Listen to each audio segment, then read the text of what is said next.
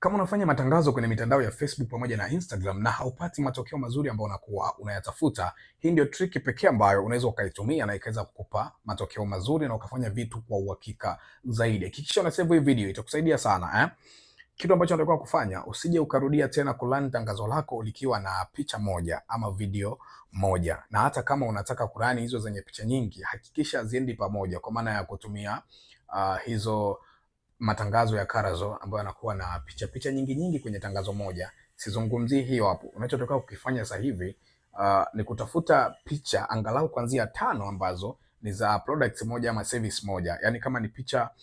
unauza let's say ni TV, hakikisha una picha za TV hiyo hiyo hata 5 ambazo ziko tofauti, na maanisha kwa namna ambayo inawezekana moja labda imefocus na kuzungumzia labda ubora, kuna nyingine labda imefocus na kufanya comparison na TV nyingine, kuna nyingine ambayo labda ina focus zaidi na kuweza kutoa solution fulani hivi ambayo watu wana experience kwenye hizo TV. Kwa hiyo ukizitafuta hizi picha zote 5 unakuja kurani matangazo ambayo yanakuwa na ad creative hizo zote 5. Tangazo moja linakuwa na hizo picha 5 ambazo zinakuwa zinaonekana sehemu tofauti tofauti. Kwa maana hiyo ni kwamba huyu mmoja anaweza akakutana na tangazo lako ile ile moja ila akakutana na picha A, mwingine akakutana na tangazo ile ile moja lakini akakutana na picha B.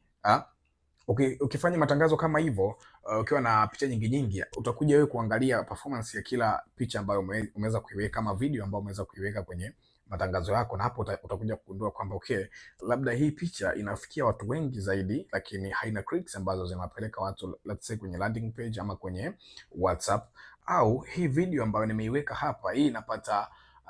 nafasi kubwa ya kuonekana kwa watu, lakini performance yake iko chini, lakini kuna hii ambayo inafikia watu wengi na cost yake iko chini. Kwa unapata nafasi ya kuweza kujua ni picha gani ambayo inafanya vizuri zaidi, na ukipata picha ambayo inafanya vizuri zaidi, una uwezo wa kuitengenezea sasa version zake nyingine 5, kwa maana ya kwamba haya mengine ambayo hajafanya vizuri unayazima, alafu haya ambayo ili ambayo limefanya vizuri ili moja unalitengenezea nani zake 5 au nyingi kwa kadri ambavyo inawezekana, ili mwisho wa siku uweze kufikia watu wengi zaidi, kwa sababu ni tangazo ambalo linaonekana limekubalika na linapokelewa vizuri. Hakikisha tu umefanya analysis ambayo iko vizuri zaidi, ili uweze kugundua kwamba ni picha au ni video ambayo inafanya vizuri zaidi. Hii ni trick ambayo imesaidia watu wengi sana, na binafsi nimekuwa nikiitumia kwenye matangazo yake.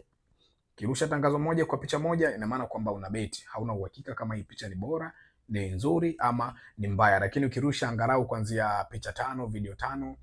inakupa wewe urahisi wa kuja kuchambua kwamba okay, ni picha gani inafanya vibaya na ipi inafanya vizuri, ili mimi nichukue zile ambazo zinafanya vizuri. Kwa mahitaji ya kujifunza jinsi ambavyo unaweza kufanya biashara katika hii mitandao ya Facebook pamoja na Instagram, au namna sahihi ya kuweza kulani matangazo yako